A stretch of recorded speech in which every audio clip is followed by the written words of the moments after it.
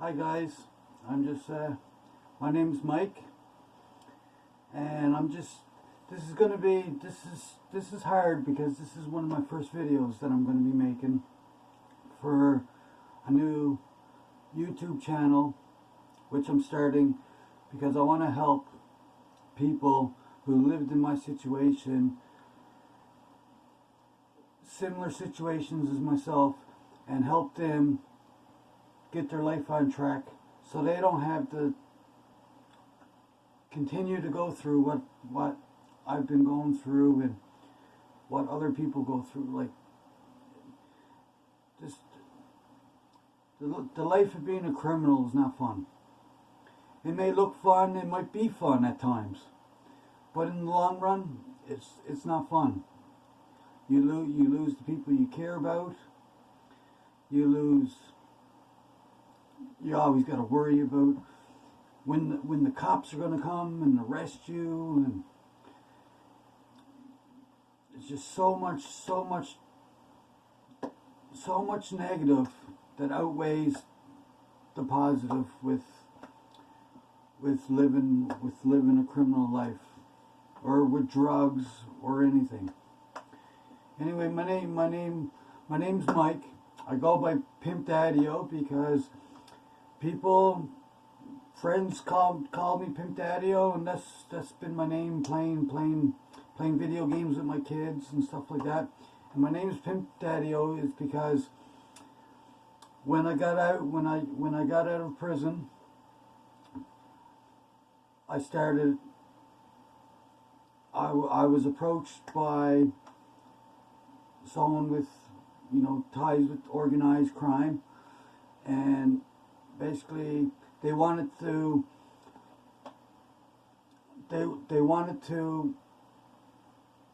seen how smart I was. They seen how no matter what I did, I could take something to make something out of it. And back then it was kind of, pimping was kind of like just using newspapers and to get your name out, and to get the girl's name out, and clients would call and stuff like that. And with me, I was running my own construction company, so and I always had a bit of knowledge with computers and stuff. So basically he wanted in on the legal part of my life with the construction stuff, and he wanted in on that, but he wanted me to be in on the business side of being a pimp. So basically what happened was he just said a couple things. Okay, when you get out, you do these a couple things. I will give you a call, and you do these things that I ask, and I'll send you the girls, and we get get things up and going. So when I got released, I went to the house, and I got on the computer, and I started my own website, and then I got all these 1-800 numbers paid for and hooked up. And then when he called me and see if I had a few things done up, I said yes. I got a website. I had what he asked plus so much more. I had a website up. My house was like a call center. I had a big board up on the wall, and I had one section. I had St. John's, Newfoundland. I had Nova Scotia, and I had New Brunswick. So when the girls called in, or when clients would call in because I was posting like everything with the business. I was posting it out on a bunch of different sites, and I called up a couple newspaper places and post and put my ads out on the newspapers and stuff to post for, you know, for girls. And see, he had a business. He had a business in Halifax, Nova Scotia, called Almost Angels. So he said I could have. He gave me permission to start.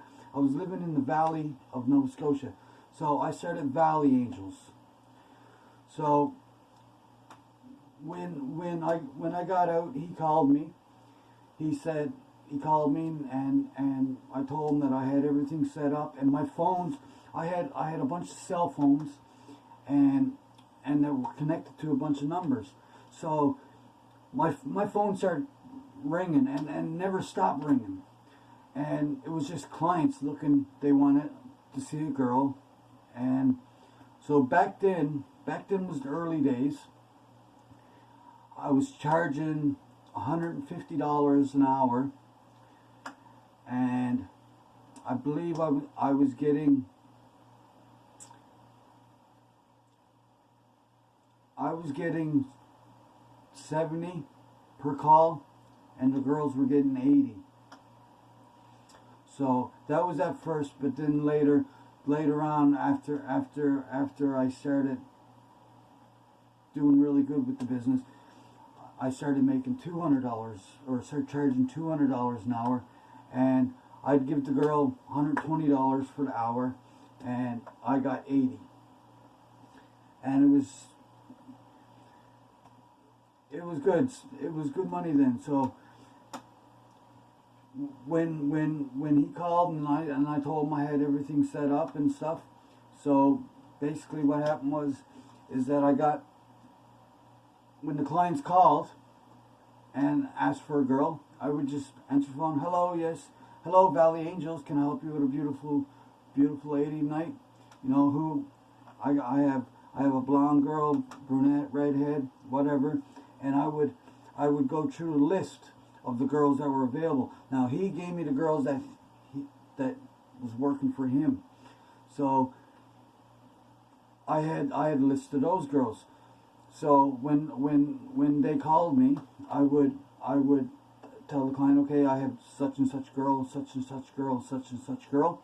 Then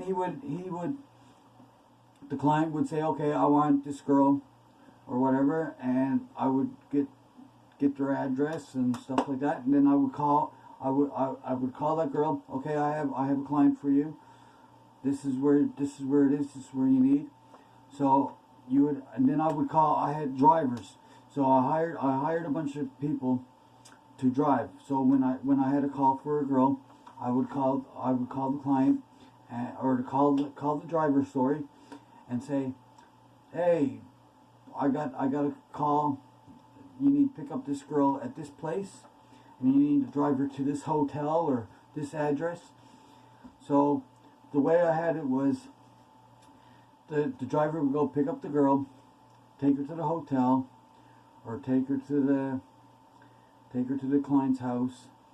And when the girl got in, like, I had a bunch of rules set up. So when the girl goes in, they would get the money up front. Get the $150 back then, but get the money up front. When they got the money up front, I would have the girl message me or call me to let me know she was good. So when she was good, then I knew, okay, she had the money, things were okay.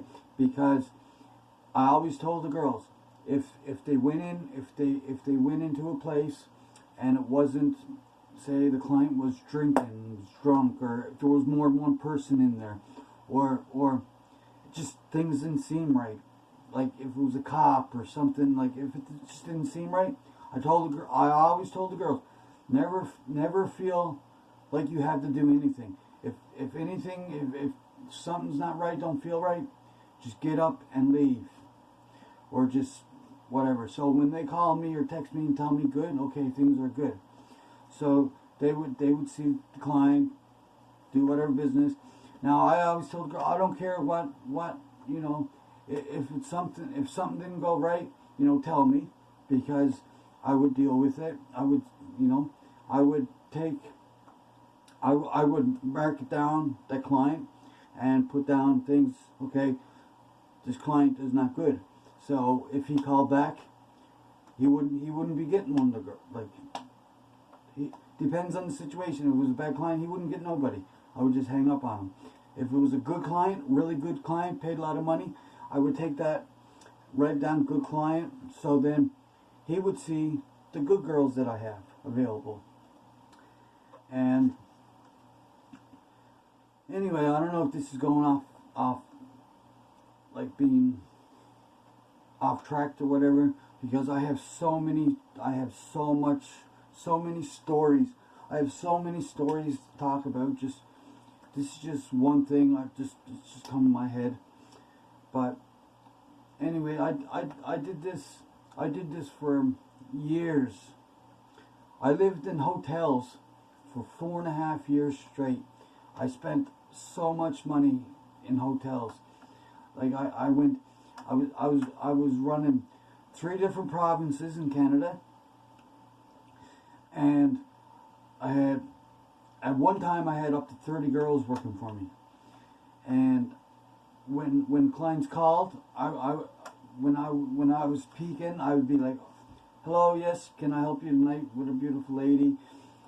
What city and province you calling from?" Because if they're calling from Newfoundland, Canada, then I would have a list of the girl on the board. I would have a list of the girls available for Newfoundland. If it was for Nova Scotia, I have a list for Nova Scotia. If it was for New Brunswick, so on. I'd have the list. So when I left Halifax and went to New Brunswick, I had a call right out of the blue. I had a call from a guy from Quebec, from Montreal, Quebec. And I'm not going to say who he is or anything. But he had a company. He had an escort business called VIP. So he heard what I was doing, I guess, like how well I was doing and stuff. And at the time, I was just running in Nova Scotia and in Newfoundland. So he called and he asked me, "Listen, I have an escort business, and I need someone to be a manager of it. And would you be interested in being a manager for my company?"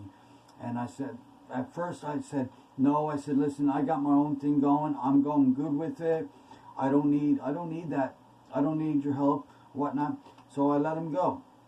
So I got a hold of my partner.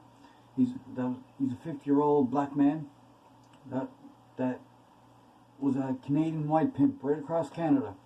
So I got a hold of him, and I said, "Listen, such and such guy from Montreal, with this big escort business, asked me to do it." And I said no. And he said, "You know what?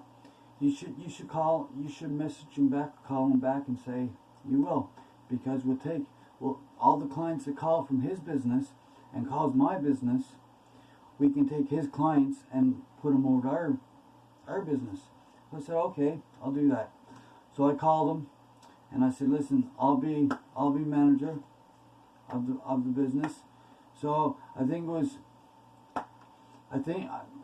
forget now the fee, but there's fees and stuff that I send him money, and then he would take his phones and transfer them over to my numbers.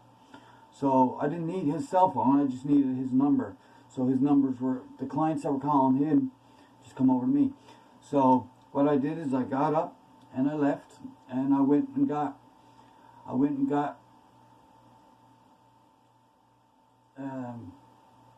the car. I drove down. I picked up a couple girls from Nova Scotia, and I drove to New Brunswick. And then I went up, and it was the first time up there, other than when I got released from the maximum security prison up there. First time being in the city. So first I went up, and there was this kind of bed and breakfast hotel. So I went in there, and I was dressed to the nines, and I had a couple of really hot girls with me, and so I pulled in there, and I went in, and I said, "Hey, I'm here. I'd like to like to get a hotel room, and they looked at me, and then when they looked at the girls, they see the girls, you know, just basically strippers, like, because most of the girls that worked for me were strippers, and when they didn't work in strip clubs, they would come and work for me. So when I first got at that first place, they looked at me and they said no. Once they seen the girls, they said no, we're not going to do it. So I said okay. So I drove up the road, and there was this really big house that was a bed and breakfast, but it was a really big spot. It had the whole place had 13 rooms in it. Had a big swimming pool in the back.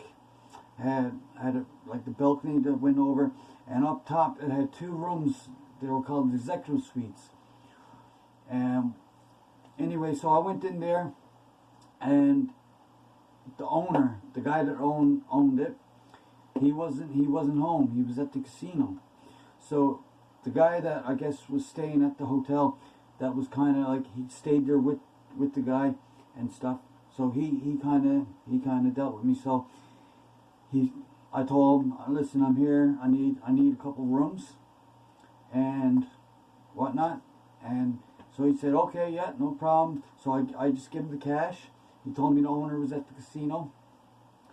So I went up. I brought the girls up, and I showed them the rooms, and I said, here you go, girls.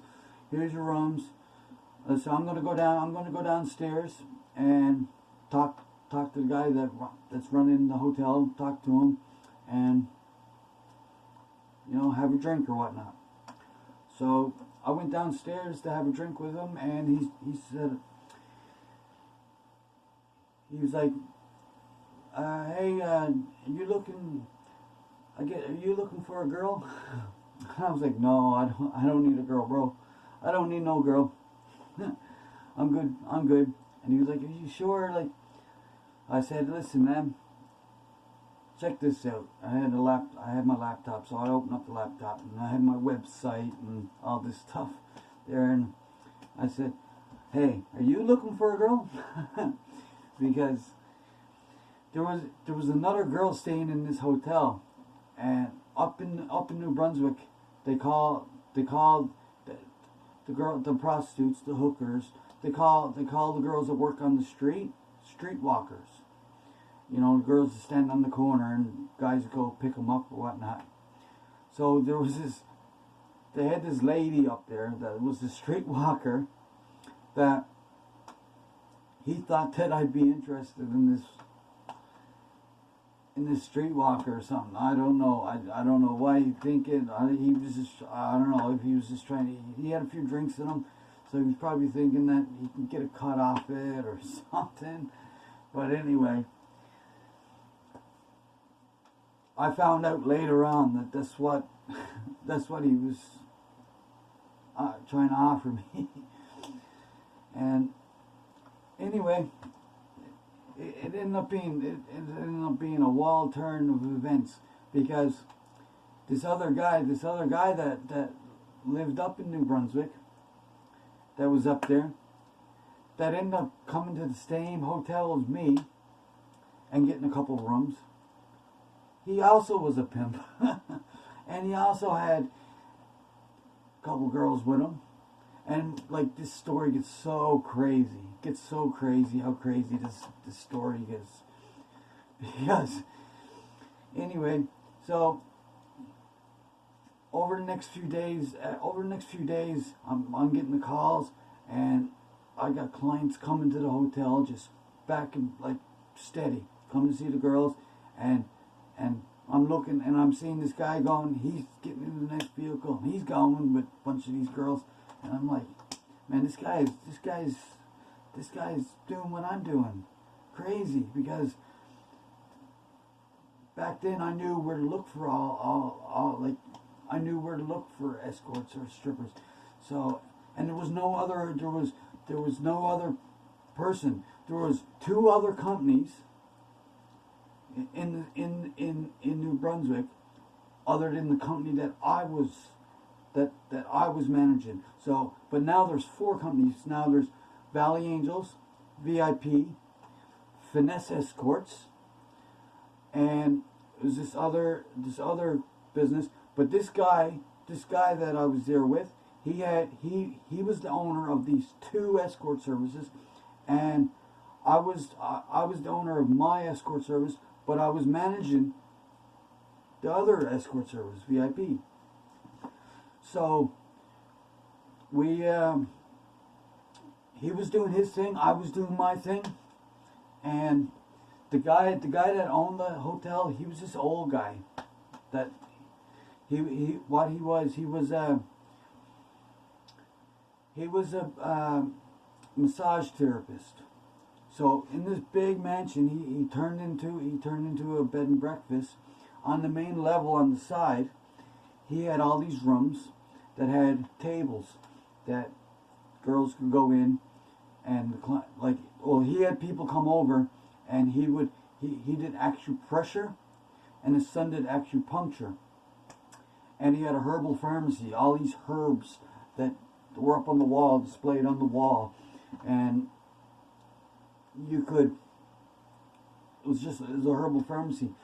So he knew what I was doing, and he knew what the other guy was doing, and he was cool with it, because he was getting, I was renting a bunch of rooms, and the other guy was renting a bunch of rooms, and we ended up taking over the two executive suites. So I had one executive suite which had a big jacuzzi and big screen TV, and it was just really nice. I had my own entrance with patio door and stuff, and the other guy had the other executive suite, which didn't have the jacuzzi, but he had a patio. He had a patio door that went into a patio that looked over the swimming pool. So I remember one day I was out and I was just chilling, and I had a bunch of girls just walking around. They were just walking around in bikini, like smoking hot girls. And I said something to him. I said, "How you doing? How you doing, Ron?" And I said, "I hope you don't mind all these beautiful ladies here walking around." And he looked at me and he said, "No," he said, "I don't mind. Fill it up." He said, "Fill her up."